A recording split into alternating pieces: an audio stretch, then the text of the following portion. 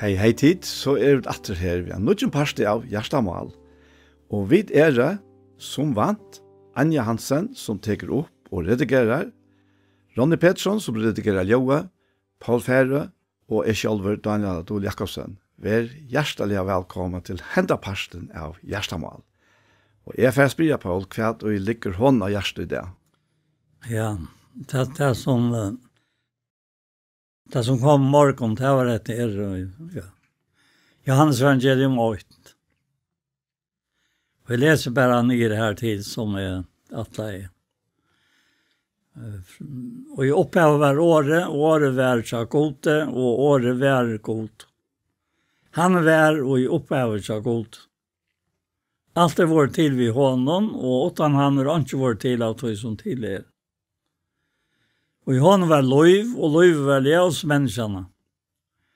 Ljøse skøyner i mørkene, og mørkere skiltet ikke. Mæver kom sendt fra god, det navn hans var Johannes. Han kom til vittnesbord, at han skulle vittne om ljøs, og at skulle komme til trygg ved honom. Han var ikke ljøse, men han skulle vittne om ljøs. Et sanne ljøs, et ljøs, det som løsriver alle mennesker, skulle nå komme og i heimen.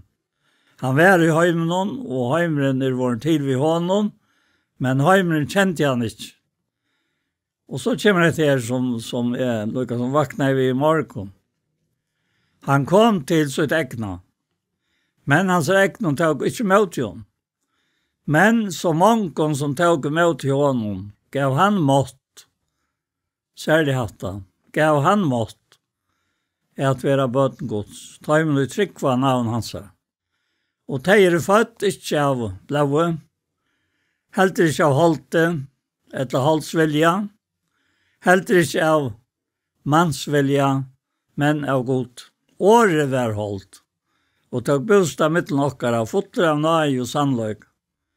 Og vi så dårt hansara, dårt som henne øynbåren sånner, hever fra færgeskynen. Og Johannes vittnar om han, råpar og sier, hesen han som vi sier om. Han kommer etter meg, kommet undan der, tog han var åren Ja, fytling kanskje har vi alt finnes, og han var i nøy. Det var det som jeg hokser om i morgen, og nå har vi lyset. Ja. Særlig at han kom til sitt egna, altså jødene, sitt egna folk.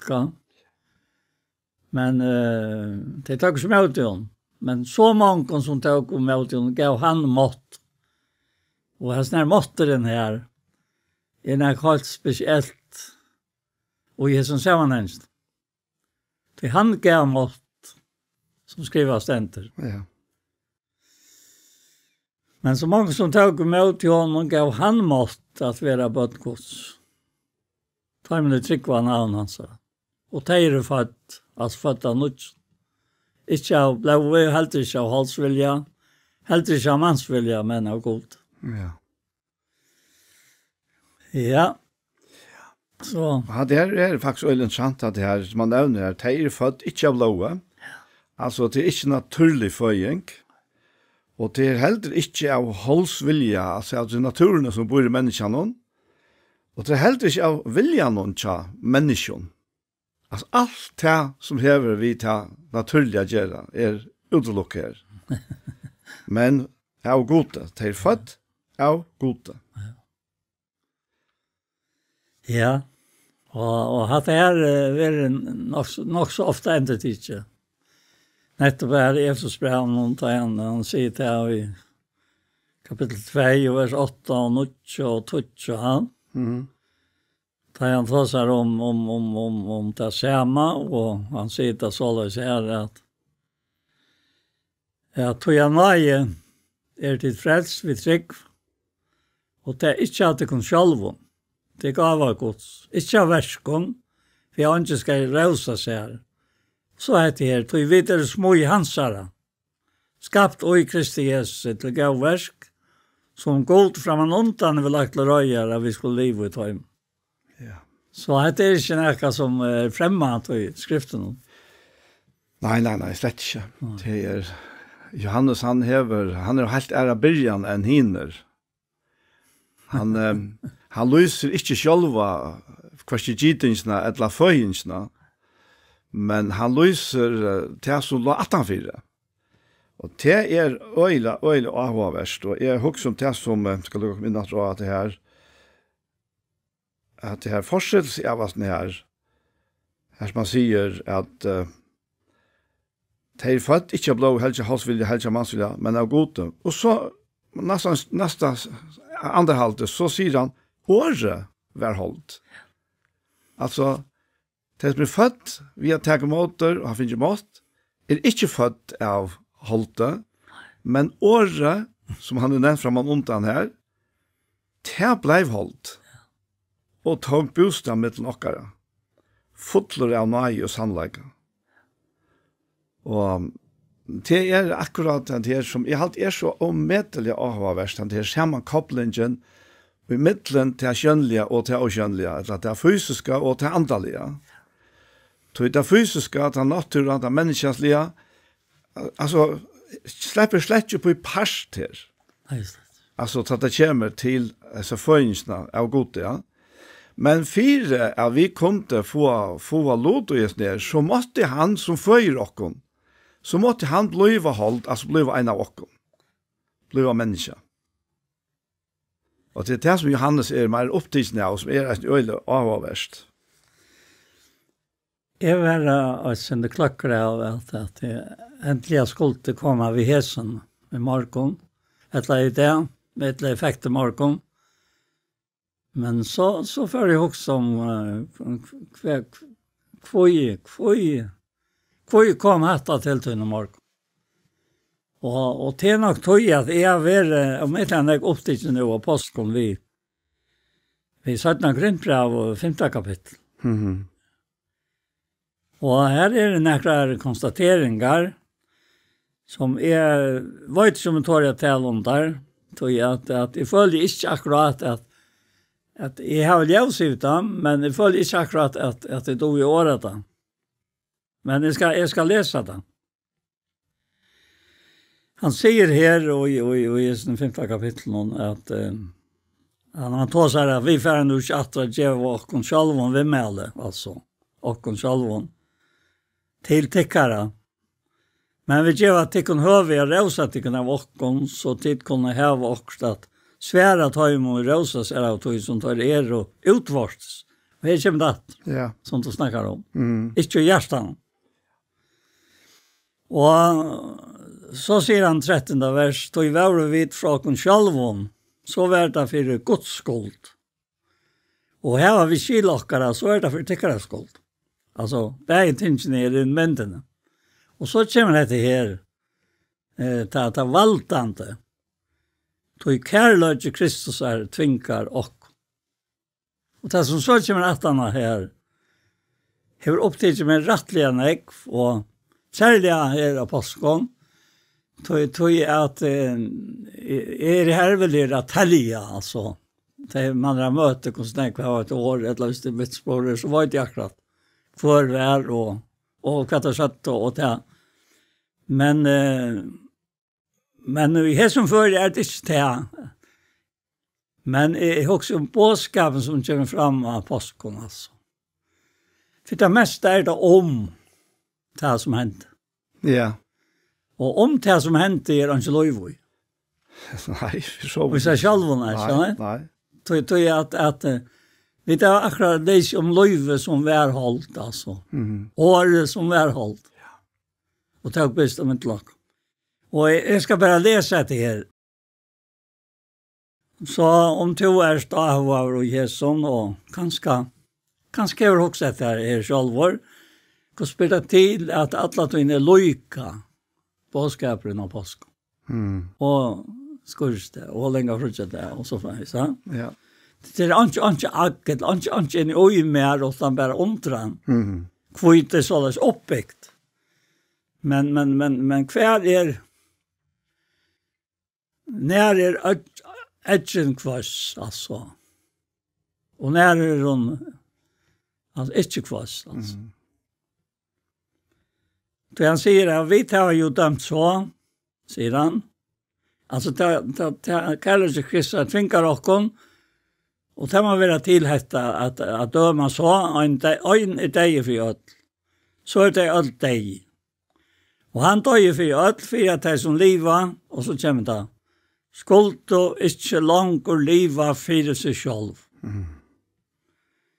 Og det nekka som jeg forstår mot kristna lov, eller andalige lov, så det at jeg av liva for meg selv, og ikke haft plass, som Sanger sier, hever du har rom til Jesus.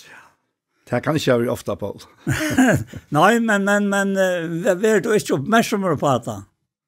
Og det er noe løyve. Så hender det ikke. Det er naturlig som er alltid først. Det sier han i 4 Korinthbrev 15,5. Ja. Og så til antallet. Og at det er nesten regelen, og i en naturlig menneske, at det tråkar seg fram først. Og det kan man ikke gjøre vi hette. Det er naturlige mennesker, det er ikke vet som andre går så til. Altså. Men det helter seg alltid vita. Nå har gått det at det litt, vi skal lese videre. Vi tar jo dem så, øyne deg for alt, så det alt deg. Og han døg for alt, for at de som livet skulle ikke langt liva for seg selv, men for han som deg gjør, og opprisen for deg. Grøyene kan ikke sies. Nei. Heretter så kommer det å gjøre, og det blir mer og mer spennende som man leser. Heretter kjenner vi til ånkan etter holden. Og om vi så har kjent Kristus etter holden, kjenner vi til han jo nå ikke langt så. Og hvor, om til han Kristus er han ikke skapninger, gamle ferdig og det har vært nødt, og alt til fra gode som vi Kristus er samt til okkom vi seg sjølvan, og gav okkom tjenest og sattarinnar. Tog Kristus er samt til god heimen vi seg sjølvan. Og tilrakten dømen ikke syndetorra. Det er nok satt med alle. Ja. Og han vil lagt ned i okkom og sattarinnar. Vi det sender på i sted Kristus er, og så kommer dette uttalelse, som til hei være god, og i amen til vi okkom, og vi bygger sted Kristus her, vi satt vi god. Han som kjente ikke synd, gjør til han til synd for okkom, for jeg vet i hånden skulle være rettvis og godt. Så nå er vi så lyset her. Ja. Så vi prøver ikke for å ta som det som ikke har ljøsiver, men det tidser mer at han fyrer til hans skokkan, som kan skal ligge i midtlet med, og han den her sannløyken her, så har vi at han skøyner opp på meg etter taket da. Ja. Han lykker som hever hovedet at tvangja det vekk. Ja, jeg har alltid at jeg knyter øyla vel sammen vi at det her som du begynner vi. Ja, så mange gav han mått at være bøndgods. Ja. Og her vil det jo forklare hvordan. Da han sier at vi da jo dømt så, ein deier fyr ødel. Og så sier han, så det ødel deg. Og det merkingen av at det ødel finner lot i hansara deia. Ja. Det deg, vi hansara deia. Ja. Og, sier han, grunnen til at han døg for ødel var, at fyre at de som liva, altså de som han finner mått at være bøngodsa, skulle ikke langt liva for seg selv. Men fyre han som deier og opprisen fyre teg. Og hvis vi så også om Galaterbrev 2, 20 halvt dere, ja. At det ikke langer som livet, ja. Men Kristus lever i mer. Jeg har alltid for lykkes til at jeg har ordentlig rett. Jeg fikk også vers i åren, og så til 18. Ja. 2:20 var det, ja. Nettopp. Han sier i vers 19, «Tui vi lovene, deier fra lovene, for at jeg skal leve fire god.» Ja. Og så sier han, krossfest vi Kristus, ja. Altså, han døyer for ødel, og så han ødel deg, ja. Og nå det ikke, krossfest Kristus, og nå det ikke langer som livet. Nei, Kristus lever ui mer. Og livet, som nå livet ui holden, eller ui likamnen, livet ui trunne av sånn gods, som elsker meg, og gav seg sjølvan fyra med. Og det sista som også sier her, det sista verset 1, jeg ser til ikke nøye Guds urgilde, til fast rettvise vi lov, så jo Kristus deier til ønskjelse. Så her vi kommer faktisk etter til å si høves uttrykkene i 4 Korint 13, det som enda vi, så vil at jeg tar verande, trygg, vogn og kærleidje. Største av tegn kærleidjene. Og til å møte alle som kærleidjen fytler nekv. Og jeg halte nå nevnte om at det har vi ofte sagt det samme av påsken, og det har vært det, og det samme vi hinner høgt og innar. Men jeg halte på samme måte, mest nok, så var det kærleidjen øyelig ofte bare skøyder i det. Altså, man får ikke inn i dybden av hva det Guds kærleidje til menneskene.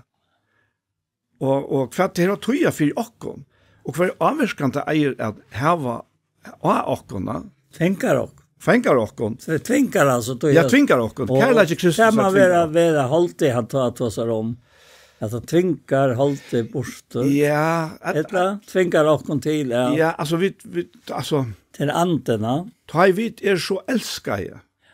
Han sitter eisen i Jesus brevn, og det er til etterfylgjere Guds som elsker bøtene, og da vi ble så elskede, og kærleiken, han fungerer jo på tammaten, at han fungerer ikke uten atmosfære. Altså uten til at vi være gripen av hans kærleika, og så kunne vi ikke elske atter. Vi elsker kvøy, til han elsker okken først, ta videre av eisen fra Johannes.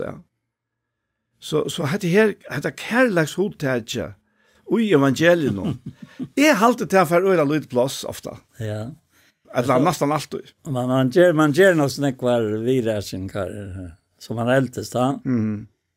Og kanskje særlig tar man blir eldre så det trådene når et eller annet nekva tog som man var spent på for ikke langt da. Tog jeg at til færre jo i et annet ljøs. Men så som vi sitter her og man takker der for ødels i årene, man takker der for jeg vil bare ha kunnet sitte og prate. Det har vært givet meg sånn nekva. Det heter jag skoar in och hur ska han säga han så skoar in en fullkomlig lov frälselse och helt av i tog. Han ska vara sälare i värstsöjning, alltid Jakob säger han. Sälare i värstsöjning. Och som är nu gav mig över till att läta hesa hosan här. Bara vi antar nog färre jökna med.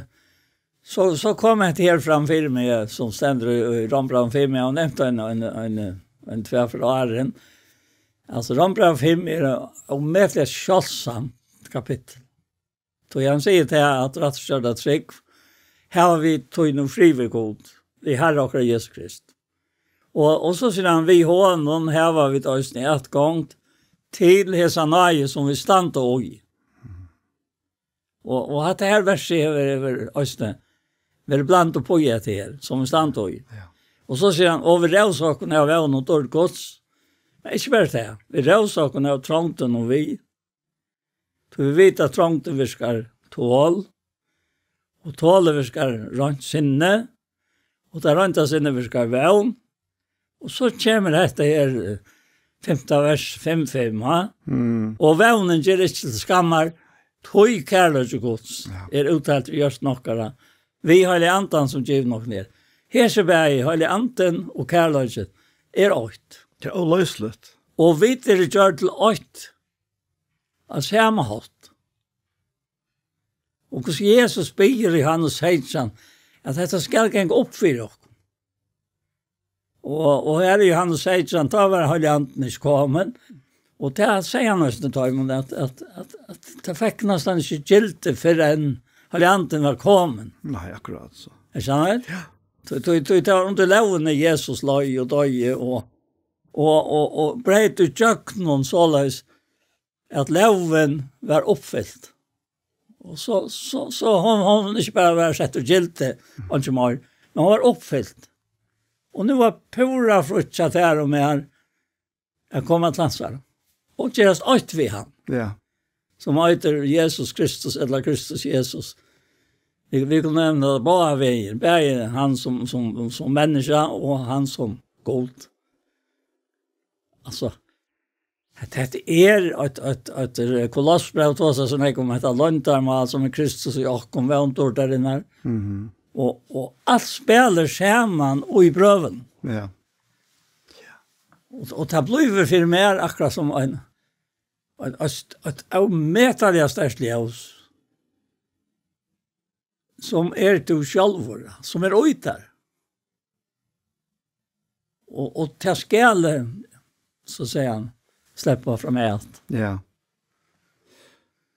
Helt visst. Alltså det är jag husker om att det är vi Guds kärleka. Alltså att han älskar och älskar okkon.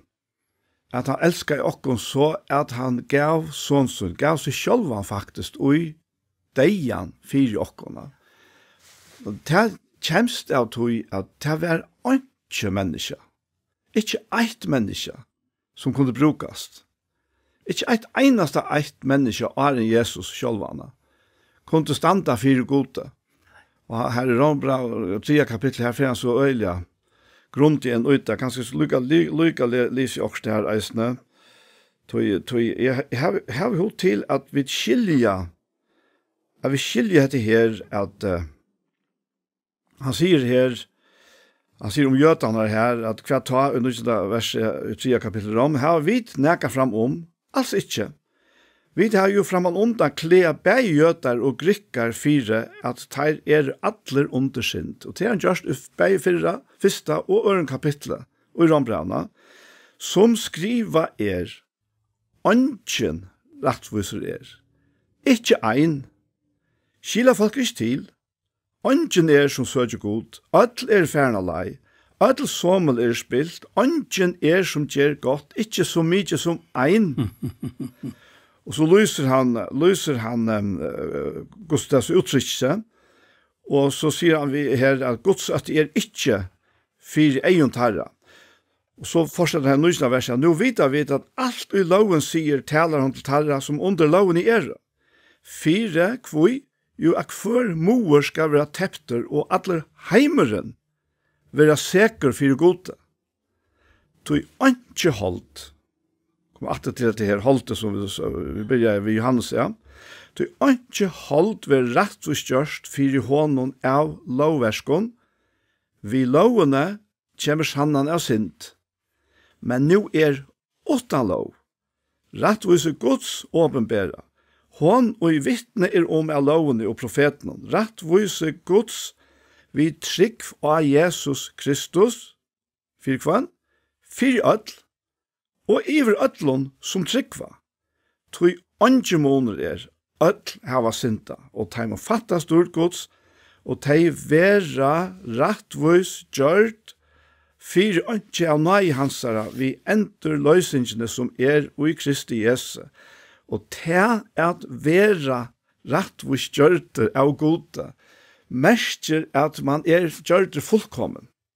Man gjørt heiler, man synda fruer, og til det som okkar naturliga vi til så rævla tungt vi koppla på, ja, men synda fruer, som har alla möjliga tankar, ja, men det forklarer han så i Rombran 8, det det som kommer fra det holdsliga, fra det naturliga människan, men fra det nødja fullkomna människan som han hever skapt og i Kristus og lagt og i okkom vi hele andanna.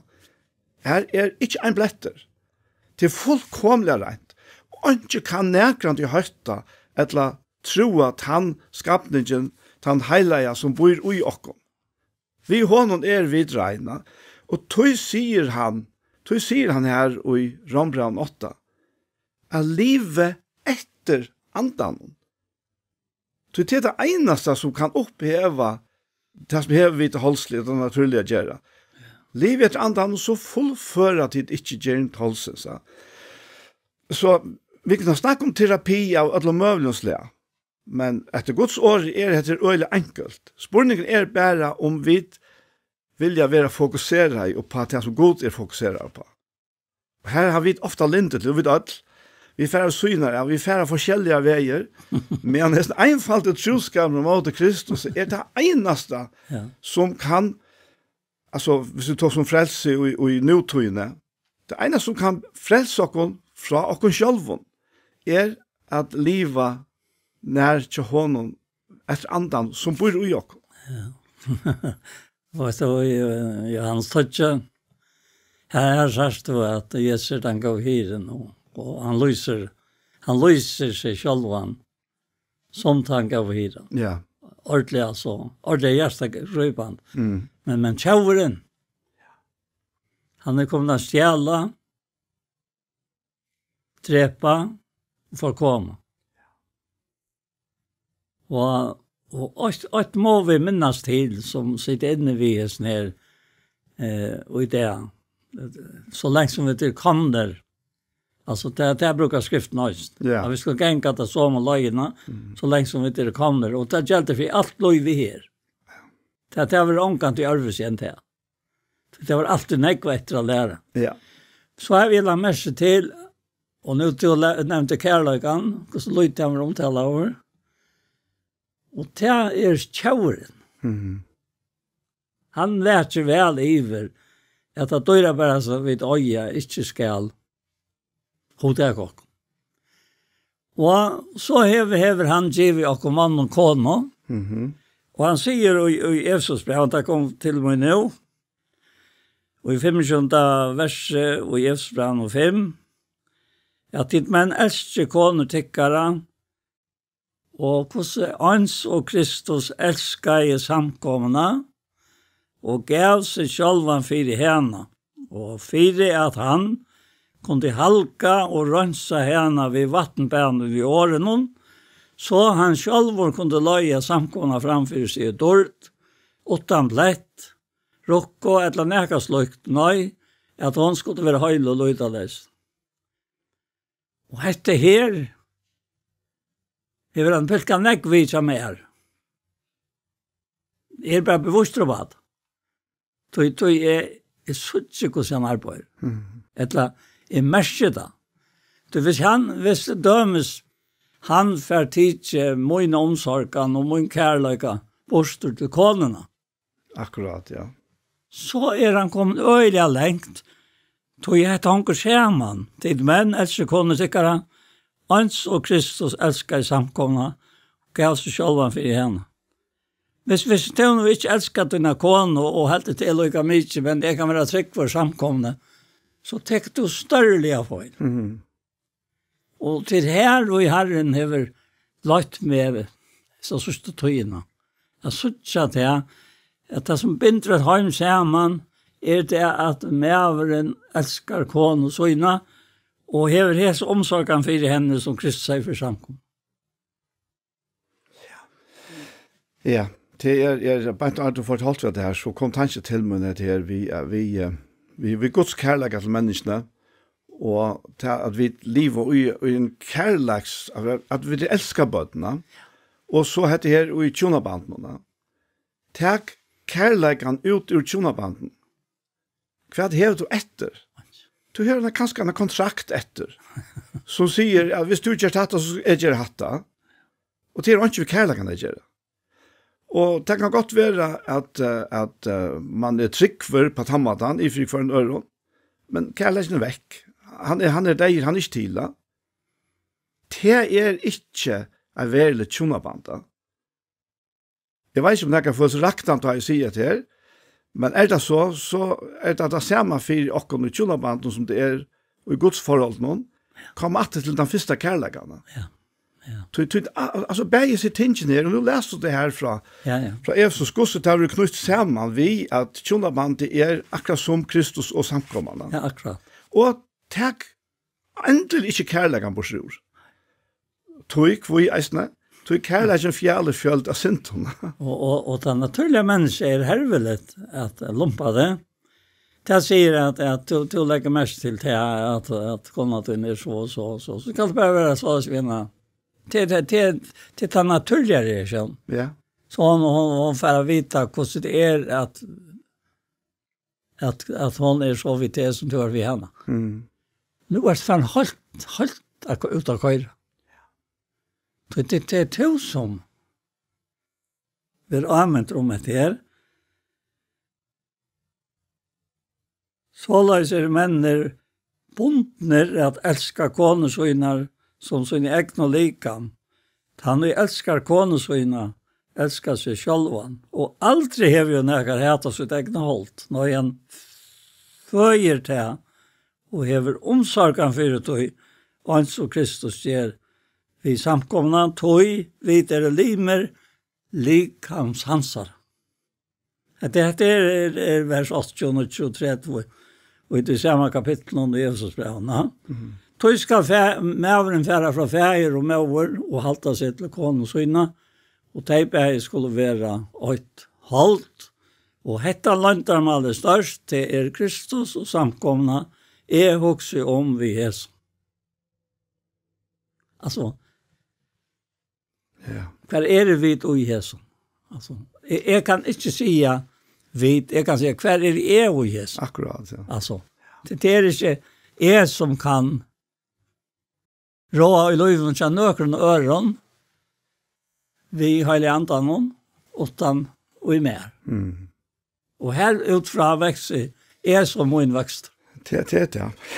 Det Vi tar bare arbeid av en person. Ja, vi tar bare arbeid av en person. Og det også selv. Ja.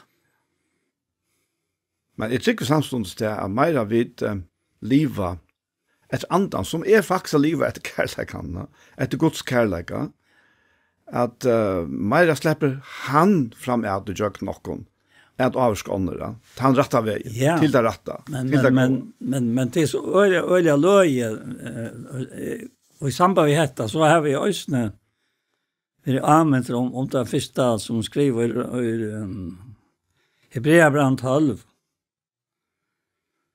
Och det är så trångt en oj med bara en firmynten som han är här på en vägen och i Hebreerbrevet 12. Och han har skriva om Anten skriva om alla så där två fäderna og hvordan Emes kåren som han må være i løyven hun ha. Og han løser der som tryggvar.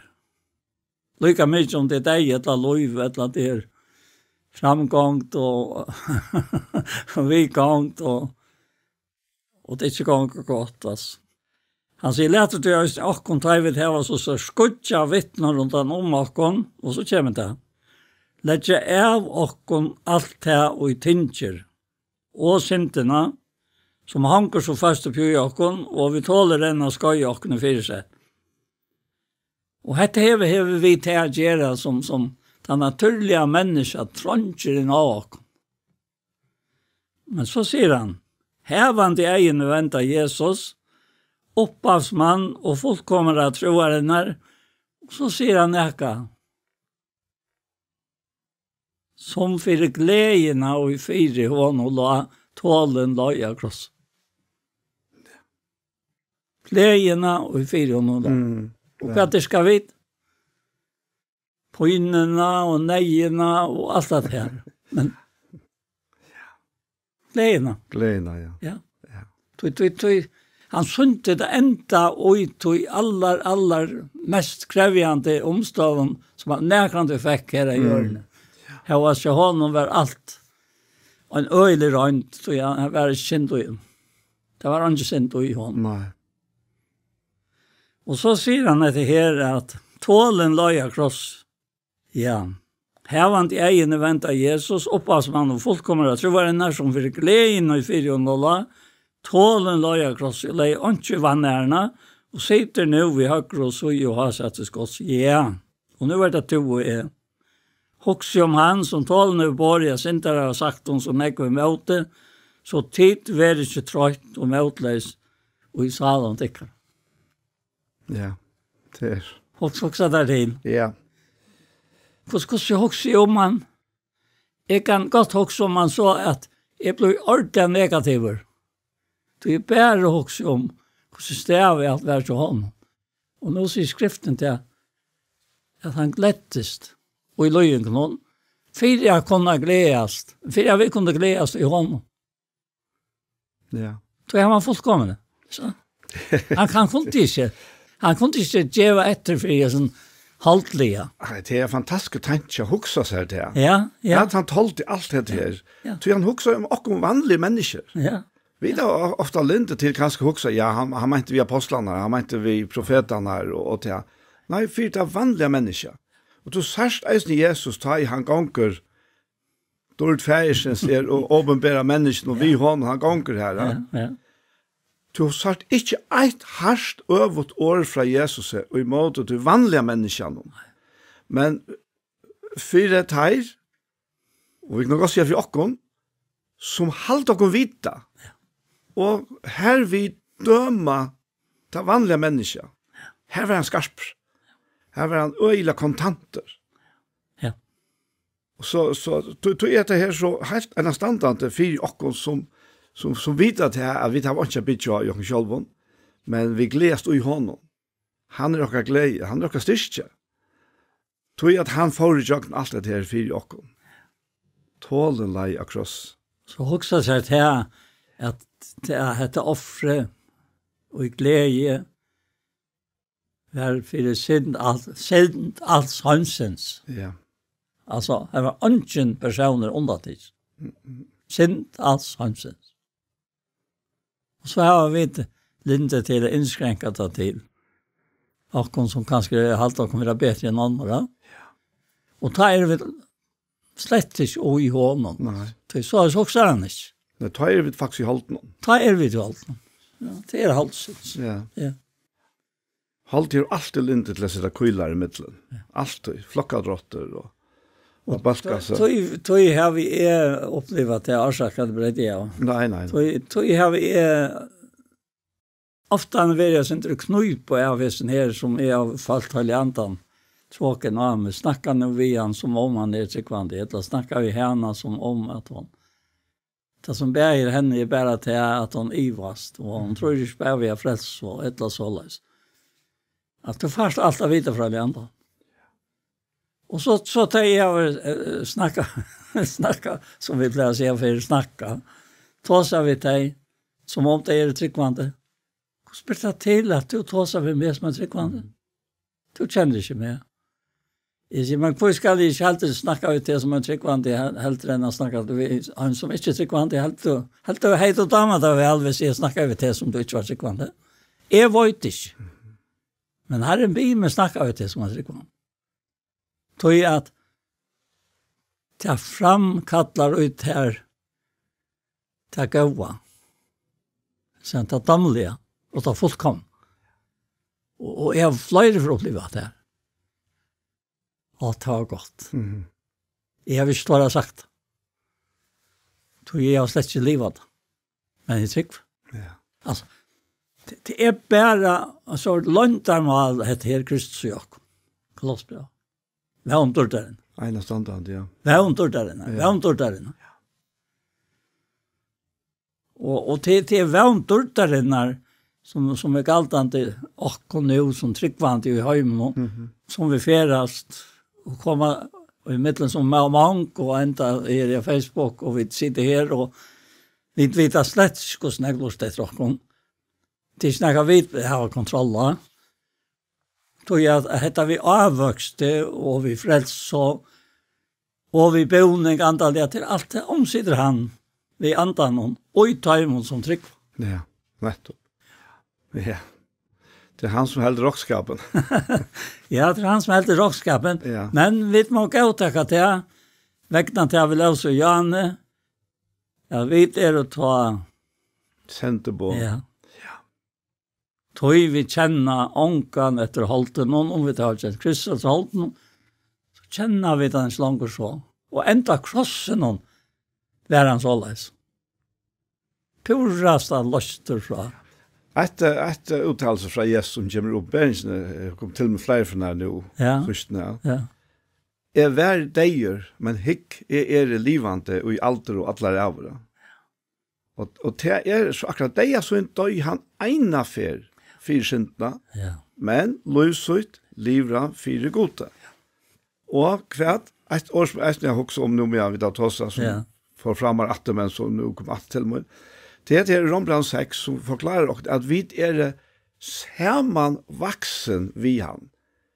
Bæra ui og vi akkurat trygg av Jesus.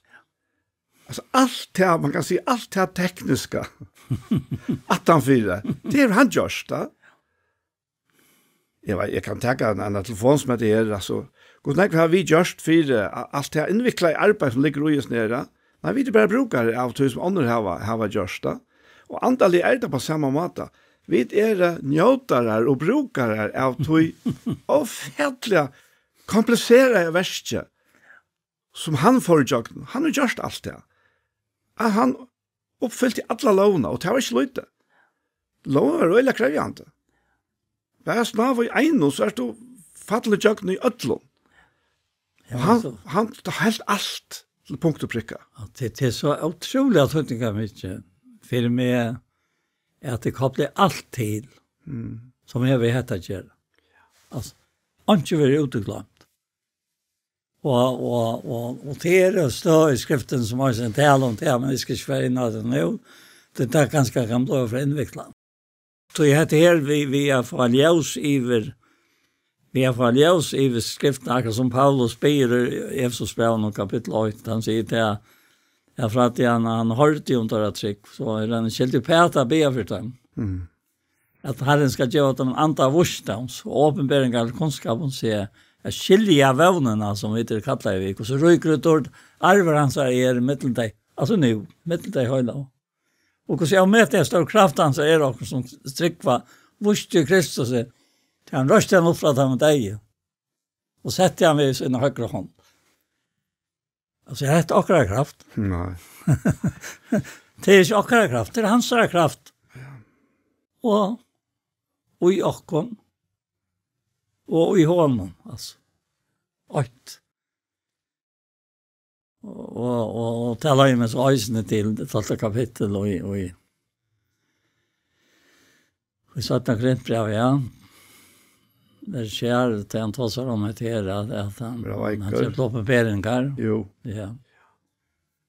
Et lærer til 4 breven. Nei, 17. Og han sier til at nu kom jeg til oppenberinger og alt det her.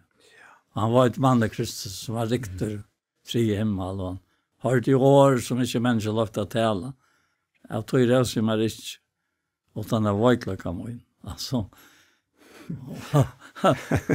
det er så øvert å heile. Det er så bare motsatt. Ja, men ta oss også om til åpenberinger som Paulus vekka, så kan vi også til at han kunne være i holden, og så kunne han ha rosa seg av at alt det som alle profetene og i det gamle sattmålen, alt det som tar granska og troa etter suttja, og enda enklar, skilja det her, nå er han knapplega, som tar ringa seg av ødel som han lyser seg sjølva. For at nei, Gud skulle åpenbæra vi honom. Nå han finner ikke at det ser åpenbæra. Nå ser han alt det som tar bare homa, altså oklart, men tar skriva i nyer, talar ut som andre leiter der, og tar ikke tar egne ord der ført fram, tar videre av det, men tar klarer ikke til fullnar av suttja dette her som Paulus nå knapt er for åpenbæra. Tar kom til han sagt, ja, Mikka, jeg har finnet det her, jeg har forstand det her. Og tog var det han sier det her, at han sier at sluger råsjømmer, men jeg må selv råsjømmer, ikke uten å veiklegge meg nå. Hvorst vil jeg ikke dårlig om råsjømmer, det var satt å si. Men jeg lærte være, for jeg ønsker å huske hakre om meg, enn til som han ser meg være, eller høyre av meg. Og for at jeg ikke skal gjøre med ståren av en høveåpenbering, meg givet tørner i holdet, angel satans, for jeg skal slå av meg, så jeg gjør meg ikke ståren. At han skulle vite fra meg, be i herren om trudjaferer, men han sier ved meg, nei, min det nå mye. Tog kraft min vil fullkomne i veiklegge.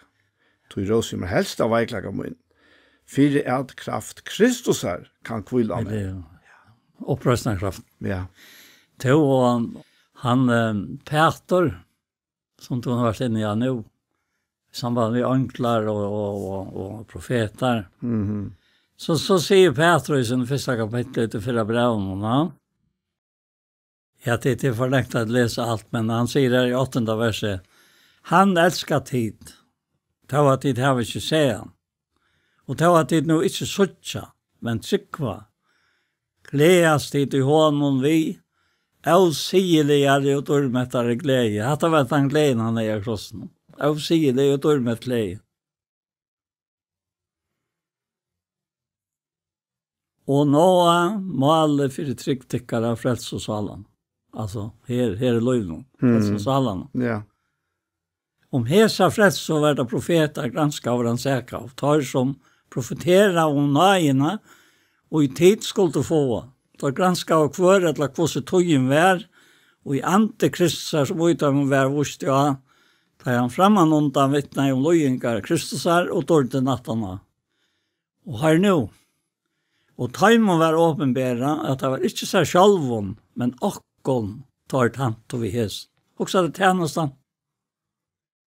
Som nu tecken åpenbära ett laboa vid tajmen och i hava kunskapsstick och evangeliet. Och i heliga andan som sände var av himle. Hesen som änglar trå efter skåen och i. Kjerit och sändestickara vid etro och sätter halt och fullt väntickra till nøyna som tycker vajtest i åpenbäring Jesu Krist. Och jag minnes det vi anklon, där jag blev uppmärksam på. Anklaner tror efter skån ut. Så dyra bär han frälsa. Då tar inte, brevbra säger tar inte alla tjänande antar som har sänt och tar till jag som arva skulle frälsa. Och tar tjän och som skrivas ständer. Men tar tro efter att suttja det. Och ta för inte vara för inte hemma. Suttja brorna vill komma hem. Och Kristus han är här som brukar den. Och hända väldiga brorskären alltså är det här. Halt den stantande. Men så heter det här ondre det är löntamal. Ja.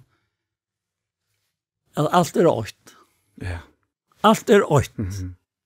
Ikke øyns, men øyt. Og så det øyns. Det er øyt. Og fullkommen. Syndafrøyt. Ange natt, ange myskor. Ange hev. Som overberingen nevner da. Så la ser han til langt nu. Han ser det, ja. Ja. Han ser myndene fullkommen. Altså, det så ikke värst som han säger här det sista versen av här. Han säger att det sätter fullt och helt vännerna till nøyina. Nøyina som det kan vara ut i åpenbäring Jesu Krist. Ja. Ja, och i åpenbäring Jesu Krist, alltså här Ja. gör den. Den nøyen. Ja. Och i Guds hjärta som Jesus köpte med det, det är hans mörker svarta av krossen och han bär. Grunden till han är bitch. Allt mot allt och han vid krossen fjältar lite om stormor brusamma. Ja, han tåsar om att här är vi att älska åpenbering hansare. och det är jag tycker det ligger i bavnes ner. Bäget här att det är här och nu här att älska att få mera att sucha av hur stor han är för jokon och så att han ändlig åpenberingen tar sucha som han är. Så jag ska switcha en anled till anleda. Och ver hon loik. Det är helt av medeliga störstas. Ja. Ja, anled hans switcha skall. Kötta en ljusan mark. Ofta tar jag i också om Petraberg och Jens Gottsen. Petraberg är och han var på det allra bästa jag torsen om alltså. Da jeg kom til havn. Fikk 4 år her, og opplevde trusjere for en gardein chans og slån. Vi gamle Ebenezer malauta til han dagen han kom atter og svares. Han finnet prestasjoken, altså han fikk stel og reklarere i og ble fruskor og i svares. Og han bor ikke at Thomas stokka kanskje.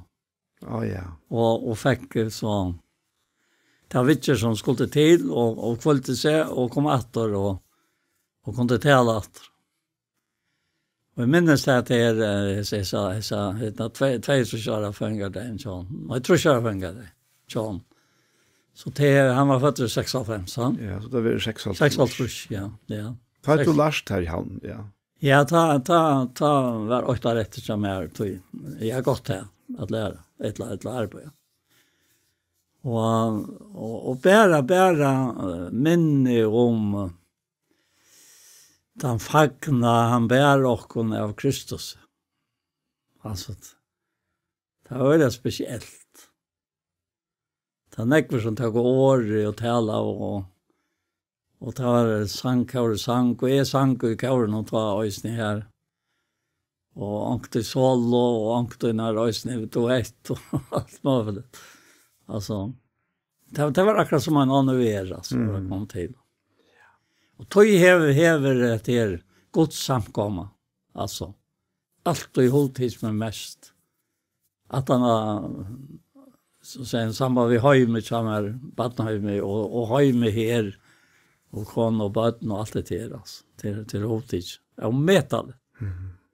Tog det jo alt, en stavner av hånden av gjøren. Det. Ja, tjonaleie og familielivet. Og først vi satte inn, så først helt ikke til strøye og i tjauren hever og stjæle det fra der. Så du opplever han vil jeg stjæle det fra der.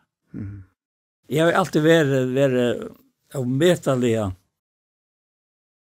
sarstor, altså i samband med mitt egna lov.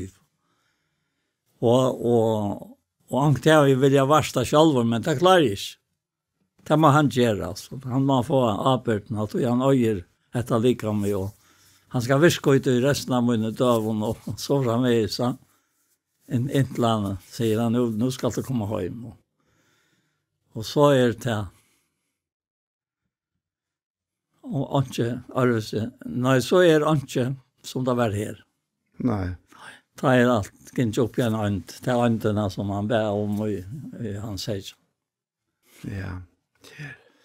Det fra evnen til evnere han god, altså, og det at hon og lykker jeg faktisk skapa tøyene, sette okkon her inn i hans fullkomna univers, og en eller annen gjør som tyvärr ble spilt, men det alt det, altså, og så gikk det opp etter å gjøre at evnleggen kommer inn i tøyene, vi Jesus, ja. Og gjør okkon heter evige liv. Heter himmelska liv, ja. Ikke bare langten av livet, men kvaliteten av livet, som himmelsliv, som Jesu egna liv, vi hele andan og jokkene.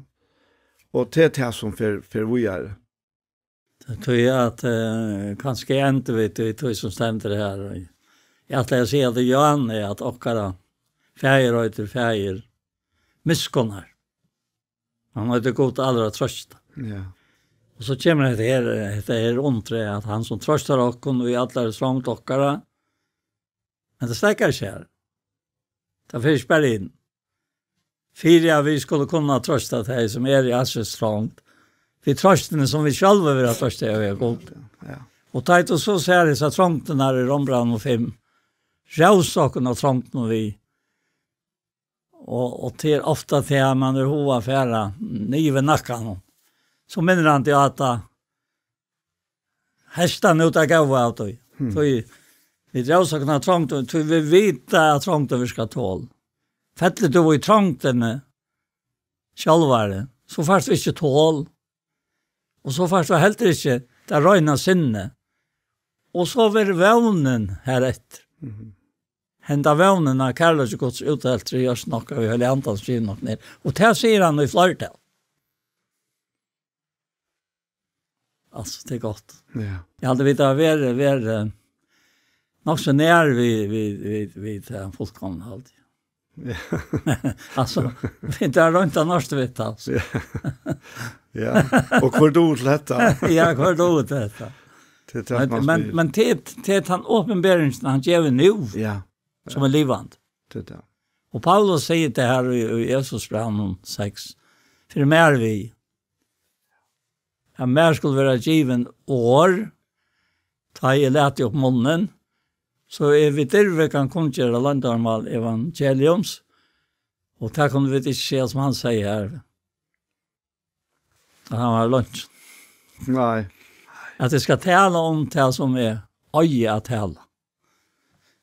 Og må Herren gjøre det, kjære tid som lustet å komme og høre til, må han gjøre åkken til nøye, så at han kan skapa liv. Og trivna i midtlet. Guds folk og frelse til de som ikke kjenner Kristus. Ja. Vi sier amen. Vi sier amen. Kan du be en bønn, Paul? Ja, Herre, takk. Takk for det. Den 10. personen her, Anjo, takk for det. Så godt det at vi tar at hända maten nu. Vi minnes at vi i linten er tøyvet, selv til sammen bajer, og vi takkar der for det. Nei, det var ikke jeg kunne ha det bort ut i luften. Beina var omgantene ofte ikke til jeg sendte, men alt sendt, og ble ofte ikke øyst. Og takk for dette, Herre. Dette en veldig kvult, og jeg kjenner til å må være således her. Vi er ferdig i evner, Herre, som vi kanskje ikke bort noe, men til å fjerde nøye til åkken og gjøre åkken åpenberingsene, og han har takket vi fire, og det er ikke alltid til en hånd, og prøysa til her fire. Hvordan er det vært åkken? Hvordan er det vært høymen som det er lortet? På Jesu navn, amen. Amen. Så var hesen parten av hjertemål kommet enda, og vi får takke for dere. Og vi Anja Hansen, som teker opp og redigerer, Ronny Pettersson, som teker seg av å redigere Ljøve, Paul Fære og jeg selv, Daniel Adol Jakobsen. Tusen takk for hesfer. Parter av hjertemål som har vært, kan du finne av YouTube, om du leter av ekte sjånvarsp. Hesen parten, han kommer eisende å være lagt av YouTube, han kommer eisende å sende av Tjej Kristelig Kringvarp. Så en annen for, tusen takk for hesfer.